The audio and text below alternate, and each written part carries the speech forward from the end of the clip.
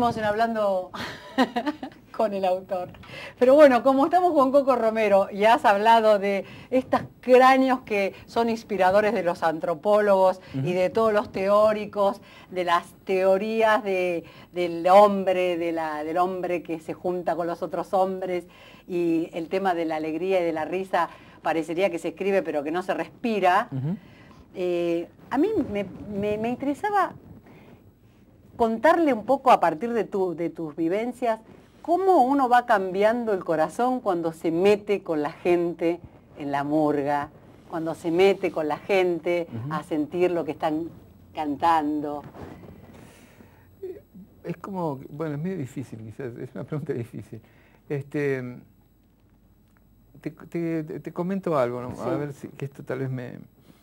estuve el año pasado en un foro en Bélgica, en Amberes, sobre la murga. Prendió la murga argentina, allí en Europa.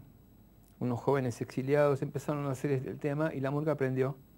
Hay 8.000 personas bailando murga durante el año. El gobierno municipal de Amberes envió en 2010 a 10 jóvenes que vengan a formarse acá. Y ellos empezaron a hacer una experiencia con el África. Entonces en un momento habla un joven de Soweto, que serían como unas grandes villas, que habían empezado a hacer este concepto de la murga porteña. Y se encontraron con un viejo sabio, diríamos, de la tribu, y él les dice algo así como que ellos siempre hicieron murga. Entonces esto me remontó inmediatamente a trabajar, digamos, en el material que tengo, y es muy claro que los negros, lo fundamental era lo comunitario. Lo comunitario no es tanto de los blancos. Y ahí, diríamos, nosotros en todos estos espacios de cultura popular tenemos la gran deuda con la negritud. Así que los murgueros bailan como los negros, el bombo es de los negros, la palabra tango es de los negros, y tantísimas cuestiones, la corporalidad. Es muy interesante esto. Cádiz, cuando llega a su murga, ya viene teñida de los negros cubanos. La corporalidad de la murga no es de los blancos, es de los negros. Entonces, cuando uno empieza a analizar esto profundamente, lo más interesante de la murga es el sentido comunitario. Y al mismo tiempo, en regímenes como el nuestro, es decir, cuando vos analizás que el carnaval estuvo 35 años prohibido, es una cosa troglodita, pero que compete no solo a los militares que hicieron la cuestión, sino hay que leer qué pasó con 35 años después de democracia, que eso también son hombres y mujeres que manejaban la cultura de este país. Es decir, está muy claro que los militares, es para hablar en otro momento, pero el decreto 21329 pone la fecha del carnaval, pero en realidad pasaron 35 años que el carnaval estuvo encerrado en un cuarto de 2x2, ¿no? Es decir, que los cuadros políticos, los cuadros culturales de 35 años no hicieron demasiado por el tema. Pero vos decías lo que le debemos a la negritud.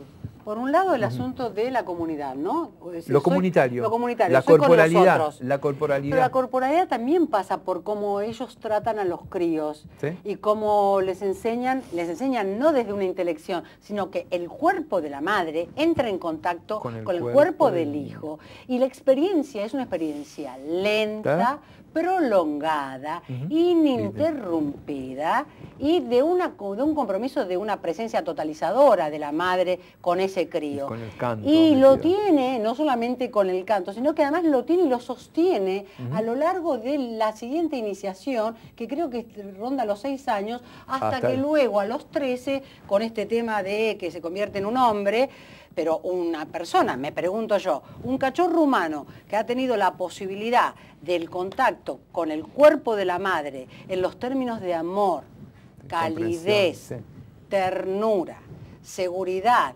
Yo cuando tuve que tener mi primera guagua, lo primero que tenía era miedo de que se me cayera. Entonces, ¿dónde me sale eso? Porque es contra el instinto. Hay algo que atravesó mi vida, que me llenó de ideas y que me separó de la guaguita, me distanció. Entonces, hay una cosa que vos decís 35 años. ¿Cuánto nos va a llevar a los humanos volver, ¿viste? Si como tenemos que volver a agarrar a los pibes y llevarlos a que conozcan el mar, porque y le tenés que sacar los piojos y le tenés que bailar con ellos y tienen que ir a las sociedades, a los clubes de nuevo para encontrarse con los otros pibes. Y tienen que estar. Y tienen que cantar y tienen que bailar. Y tienen que estar y escuchar los cuentos de sus abuelos y jugar a lo que se juega, porque el juego va a ser importante para el destino final de su vida. Porque me parece que es así, es decir, creo que estamos, digamos, ya nos vamos del tema, pero hay una fuerte tensión con la insensibilidad de la gente. Es decir, el sistema está metiendo energía en que el hombre está cada vez más alejado de su propio espacio creativo. A mí una cosa que me ha llamado muchísimo la atención, la murga ganó la corporalidad, entonces vos tenés que, se ganó mucho en el baile, pero en la palabra y en el canto, el pueblo nuestro no canta. Y esto es una cuestión sociológica muy interesante de analizar. ¿Por qué no cantamos? ¿Por qué no decimos lo que nos pasa? ¿Por qué no lo verbalizamos en poesía y lo decimos en palabra y la palabra se transforma en canción? Pero Graciela Zavala, que está al frente de La Voz de los Vecinos, le estaba haciendo una entrevista a uno de los pitucos de la... Sí. Y justamente le pregunta por qué una llamada de una persona interrumpe o anula, o por lo menos ya pone entre paréntesis, la expresión espontánea de la alegría, de la participación. Y eso es un poco lo que vos estás planteando. ¿Cómo hacemos como pueblo para sobreponernos a que siempre hay 10 que nos pinchan el globo y que dicen lo que hay que hacer? Claro. Y que nos... es complicado. Yo tengo la idea de aprender a tejer la red. La red, viste que cuando la red del pescador se rompe, se nos escapan los peces. Sí. Bueno, cuando la red social se cortó porque nos mataron, nos desaparecieron, nos prohibieron el carnaval, ahora los hacedores de sueños tenemos que volver con canciones, con la murga, con este tipo de conversación entre nosotros. Mira, hay algo, a ver si te lo puedo explicar en realidad, que me parece como interesante porque a mí me fue muy útil. Yo creo que la gente, hay cuestiones que las entiende, ¿no? O sea, en lo personal, yo hace 23 años que doy talleres de murga en el Rojas. Y ¿Quiénes van? Fueron, no sé, saqué, no sé, 15 ¿Todas las murgas. edades? Los jóvenes y adultos fueron. Pero yo empecé mi taller en el 1988, cuando veía que había pocas murgas y había que meterle trabajo a ese tema. Y más allá de haber pasado etapas de una crítica natural, digamos, de ese momento, en la ciudad había 5 o 6 murgas, está claro, ¿eh? No había... Una cosa que aprendí es que cuando vos hacés la cuestión en un entramado sensible, en la cuestión que lo que cantás está bien, digamos que todo el mensaje en realidad intenta levantarlo, ¿sí? Y con respeto, es decir, la gente lo acepta. Entonces, creo que es un trabajo muy interesante que se nos plantea a todos los interesados en esto, que hay que proponerlo y hacerlo. Es decir, lo que está en palabras debe ir al campo de acción. Es decir, mira, este pasquín que yo quiero muchísimo, que a mí me enseñó mucho, se llama El Corcito, está dedicado a divulgar el carnaval, tiro 10.000 números por ejemplar, tiene 16 años y lo recibe todo el país. Y todo el país me apoya en esta cuestión. ¿Y qué hago acá? Es decir, darle forma y contenido y alegría y profundizar, es decir, todo esto que yo amo, y la gente lo entiende. Entonces también creo que todos los interesados en esto debemos ver de qué manera nos conectamos de la mejor forma con esa gente que de repente no entiende. Pero es lógico que no entienda. ¿Cómo vas a entender si lo que falta no es la cuestión del carnaval? La gente no tiene idea, ¿entendés? Es decir, que no tiene idea de lo que es la fiesta del carnaval. No lo tiene, son 3 generaciones y media sin saberlo. Entonces, tenemos que tratar de lograr puentes, sí o sí. Somos una sola comunidad. Es decir, tenemos que hacer puentes. Yo creo que hay un pensamiento en la actualidad donde hay más afinidades que desafinaciones. Las hay. Lo que pasa es que tenemos que salir al territorio. El sistema... Esta es una coyuntura política interesante, hay que salir del territorio y tender los puentes necesarios. A mí me conmueve lo que estás hablando y al mismo tiempo me duele que uno se encuentre con ese tipo de desalmados en ese sentido, porque se están perdiendo, se están perdiendo la posibilidad de lo humano que es la sencillez de corazón, donde vos estás al lado del otro y el otro es tu prójimo de verdad. Claro, pero el entramado, mira, no viene al caso, pero estábamos charlando afuera y en realidad en un sistema tan complejo como el actual, de repente hay personas que están haciendo cosas que no sé si son conscientes y a veces no es bueno que lo hagan, pero es una cuestión que le toca a esa.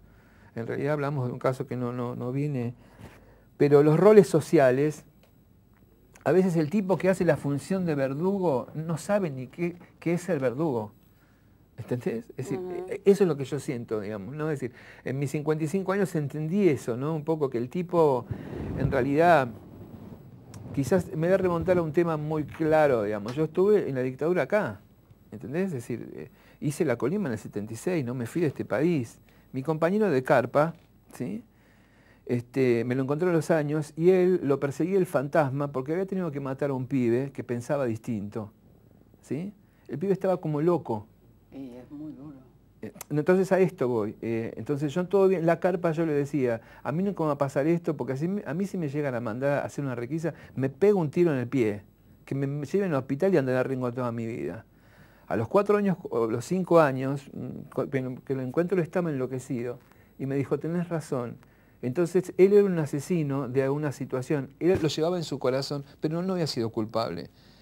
¿Entendés? Entonces, en una sociedad como esta, está toda una cuestión, la tragedia de la sociedad, pero está también eso que se corporizó de tal manera de que ese pibe culpable de qué es, de su propia angustia. Era un soldado como yo de 21 años que por la coyuntura, no sé, los que vean el programa y sepan, cuando yo entré a la Colimba, te implantaban tal miedo que vos no te podías hacer el desertor tan fácilmente. Sin embargo, ese pibe hizo algo que es una condena para su vida, hizo una tragedia, que quizás en la lectura que se hace de la sociedad no se tienen en cuenta este tipo de nichos y problemas. Coco Romero, autor de La Murga Porteña, mucho más que La Murga Porteña. Ya volvemos.